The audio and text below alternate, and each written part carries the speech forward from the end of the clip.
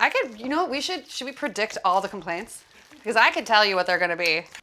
She's cooking with her ring. Why is she cooking with that shirt? Her pants are weird. I hate her voice. My name is Alison Roman, and I am going to be making meatballs. And this recipe comes from a newsletter, which is also my newsletter. I don't always start from being inspired by something great. I'm often inspired by something bad. Such is the case with these meatballs.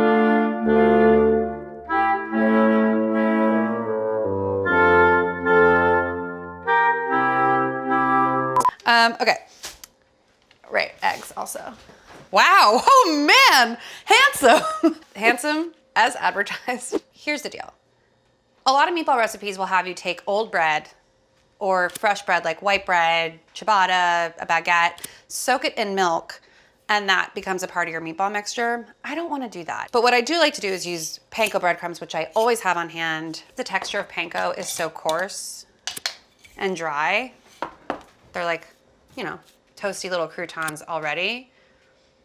They need to be soaked in liquid. And the liquid that I'm gonna use is not milk, but ricotta, which is even richer than milk and will give you a more flavorful sort of like just richer meatball. I want my meatball to be extremely rich. I am gonna start by cutting my onions and my garlic. I rarely will ask you to finely chop an onion because I find it to be a very annoying task, but meatball, you really do want the onion to be pretty small because you don't want to ever bite into a piece of it. It should just sort of melt into the texture. Someone would fire me for that. That was not a very good job. Bad Alison. Some people might ask, why wouldn't you do this in a food processor? And that's because I'm not gonna do that. Finely chopping garlic is annoying, but finally grating it on a microplane is not, and I like a lot of garlic. I'm adding a little bit more. A meatball is a personal experience that you should honor your taste preferences. They're your meatballs. There are many meatballs, but only these ones are your meatballs. I am a poet. Thank you for noticing. So this is a 1/4 cup, so it calls for 1/3 of a cup, so I'm just doing like a heaping. A 1/4 cup is 1 tablespoon less than, whatever. All right, that's about 1/3 of a cup. And then ricotta cheese. This is a 16-ounce container. There's 8 ounces in a cup, so I'm just gonna add half of this container instead of dirtying another measuring cup. I can use more dairy in the mixture when I'm using ricotta because it's not liquid. It is sort of, I don't know, could you travel with ricotta? Is it a liquid? Who could say? Let's put that to the test. Let's go to the airport right now. And we're gonna mix this. We'll add our eggs. So I'm just gonna let this sit for a second while I chop the parsley and grate the cheese just to kind of give it like a head start. It's still just like a bowl of raw cheese and onion, gross. I like a lot of parsley in my meatballs. I like them to be very, very herby. That is gonna also be a choice. I feel like, I don't know, meatballs feel like a boring food, but to me they are like kind of special occasion. They're not an insignificant amount of work. Normally I leave things like very leafy, spriggy, coarse. This I want fine. Finely chopped. And then I'm gonna grate my cheese in there too. I'm gonna eyeball this. I don't know, like you can overdo it with Parmesan. And salt and pepper. Okay, so here's an important message. When you're dealing with raw meat, especially things like ground beef, you really want to work within a teaspoon of kosher salt per pound of meat. This is 2 pounds of meat, and so I'm gonna do 2 teaspoons of salt. And I use non-sponsored Diamond Crystal kosher salt. To me, this is the perfect texture kosher salt. You can find it at a lot of grocery stores. You can find it on the internet. To me, it's the most consistent and the texture of it is sort of perfect. You can see that it's like a little uneven, which I really like. And then pepper is just, I like a lot of pepper. This is gonna sit for a few more minutes and we just really want those breadcrumbs to soften completely. They're soaking up the egg, they're soaking up the ricotta. They're softening in there, so then when we have our meatball mixture, there's no dry bits of bread left. And we clean as we go in this house. The time is now. We're gonna add our meat to this mixture. I'm going to warn you, I mix this meat with my hands. I don't take my ring off, I never do. I haven't for years. I've touched a lot of raw stuff and I am very careful to thoroughly wash everything as needed. I just don't trust myself. I would lose it if I took it off ever, so I don't. Ground pork, ground beef, yum delish. Look at that meat. I've done it with all pork, but they were almost too rich. And you can just kind of like plop it in. You can use a spoon if you want. I try to do that and I get annoyed and frustrated almost immediately and decide that I'm just gonna use my hands. I'm sorry that you have to see this, but I'm not, because this is how I really cook. And if you wanna come over and have dinner, you can. I just know that this is what's happening before you get there. Basically, you just wanna make sure that the mixture is uniform. There's no like visible elements of anything. And I just kind of folded it onto itself a few times. And if you're ever unsure, give it a few more mixes, but I feel very sure. Test meatball for seasoning? Let's test our meatball for seasoning. What pot do I want to use? Ooh, sorry. Do I look like I'm really struggling? I feel like I am. I'm gonna cook them in this. This is just a heavy bottom stock pot. The reason being is I'm going to be building the sauce in here, so I want something that's large enough to hold all the sauce and all the meatballs, and then potentially even some of the pasta later. We don't have to make an actual meatball for this. The test meatball is only a meatball in name. So just a thin layer of olive oil. And all you're looking to do there is really just brown it on both sides. So it's happening. We have like a little sausage patty. We call this a chef's treat. No, we don't call it that. I don't call it that. I am gonna add a little bit more salt. Just a little bit more salt. And add a little bit more pepper. Good thing I made that test meatball, am I right? What a relief. I also feel like my mouth is broken and I like my food really salty. But we're gonna table this for now because I'm gonna get a move on with this sauce, which is very basic. We don't wanna upstage the meatball. Onion's gonna be chopped. So for this, I'm not gonna chop it as finely as I would for the meatball because I don't mind a little bit of, you know, onion and the tomato sauce. It's in there. I wanna know that it's in there. And the garlic, I'm just gonna slice. I'm not gonna microplane it. If I microplane it, then you risk burning the garlic. And if I chop it, then you risk burning the garlic. But I really like nice thin slices of the garlic because not only can you see them in the sauce floating about, but I just genuinely think that they cook more evenly than chopped garlic.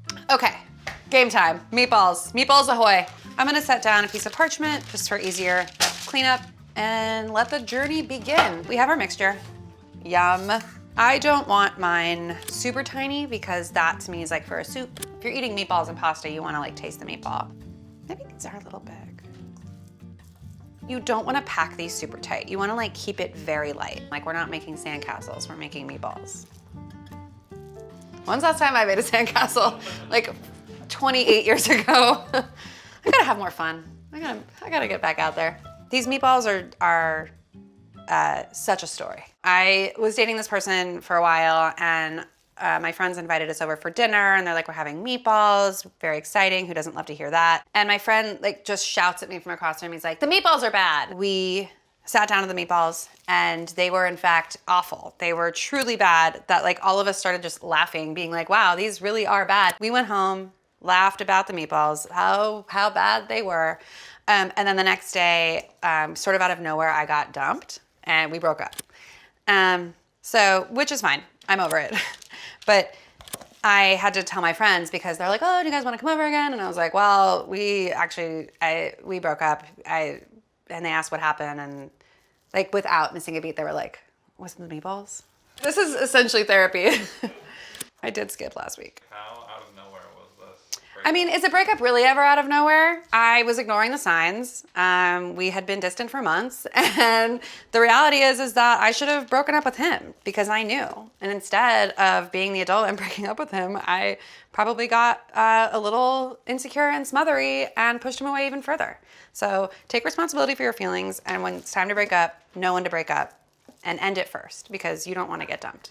He shall remain nameless. He's honestly not even important enough for me to mention ever again. It's just part of this funny story. His family's great though, if you guys are watching. I miss you guys. I talk about that story a lot and I think people are gonna think that I'm not over it, but I am, I'm over it. I really am. Okay, yeah, we're gonna need a cut for crying. Let's rewrite our own narratives. Let's make meatballs so delicious that nobody could ever possibly break up with me ever again. Oh, see, this is the worst. When you roll all the balls and you have this, then you pick the smallest one and you give them a little love. I say you get 24. We got 22. They're a little big side. But you know what? That's just how I was feeling today. So we essentially have everything we need to just start cooking now. And I feel like this is all part of your prep work. and then we can just kind of swing into execution, which to me, like, I don't love the back and forth. I don't love to like sear the meatballs, take them out, then chop my things again, and then do the thing. Like, I wanna just kind of move seamlessly so I have everything that I need. So we're gonna sear these on medium high. That essentially just means that you're not gonna get this ripping hot because you will burn them before they're properly seared.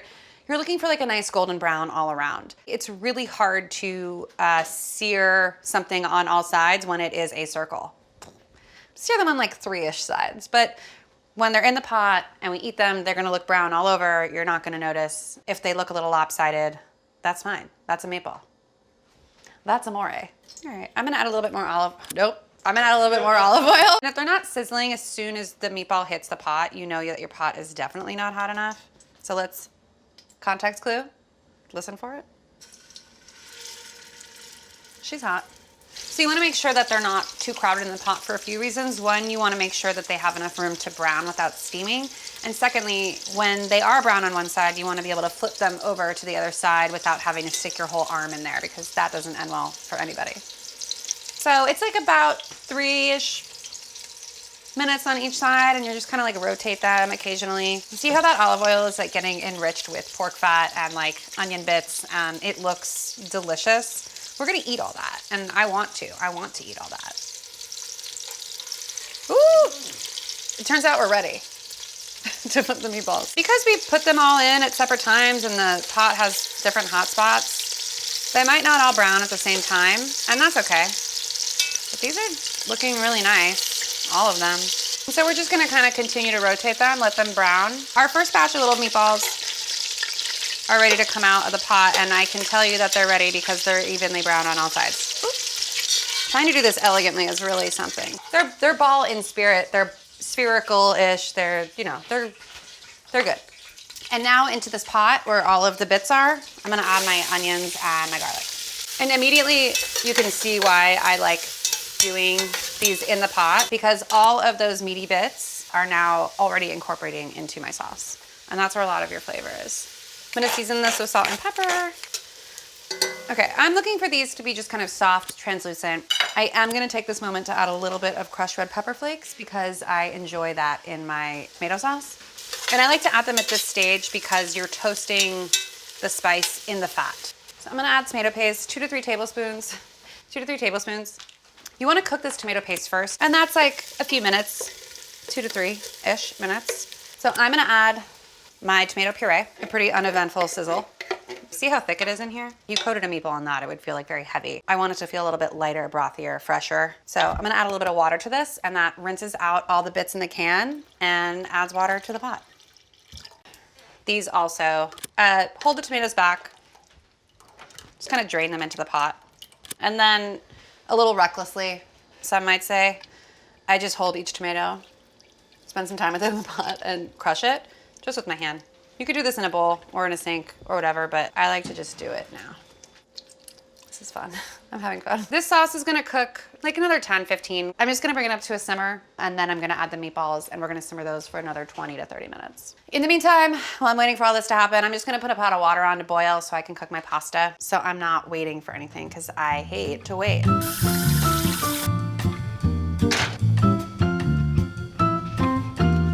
Our sauce has been going for like 15 to 20 minutes. It's slightly thicker. It tastes more like adult. It's a mature sauce now. Before it was a baby sauce. And now we're gonna add our meatballs. Everybody in the pool, nestle them in there. Make sure they're all submerged. You can see them all in there. Or can you? You actually can't see them in there at all. You're gonna notice the bubbles in the sauce come up. It's like a gentle simmer. We're not trying to boil the meatballs. I'm at about a medium low right now. Basically, while we wait for our water to come up to a boil, these are gonna finish cooking in the pot, and then we're gonna add our pasta, and then everything will be ready at the same time. What a mitzvah. Now I'm gonna select my pasta shape. Spaghetti meatballs, obviously classic. It's not the shape that I prefer. I feel like you have like the big meatball, and then you have the thin strands of pasta, and I'm not knocking what is obviously like the most classic food pairing of all time, but I just prefer like a short tubey pasta to eat with my meatballs. So we have a tube shape. This is basically like a rigatoni, but without the ridges. This is going in.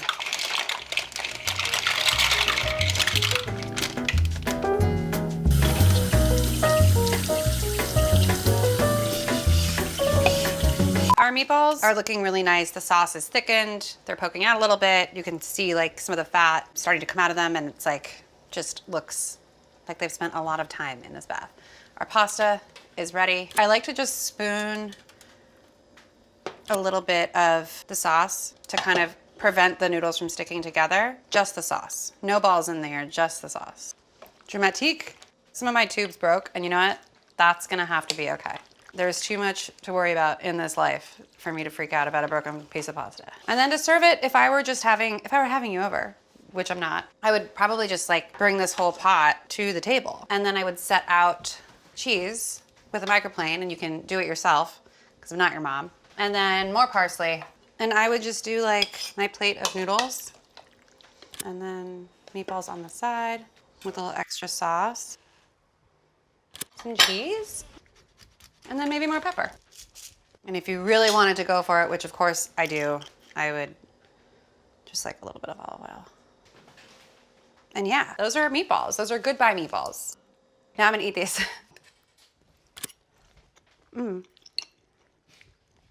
It's a really good meatball.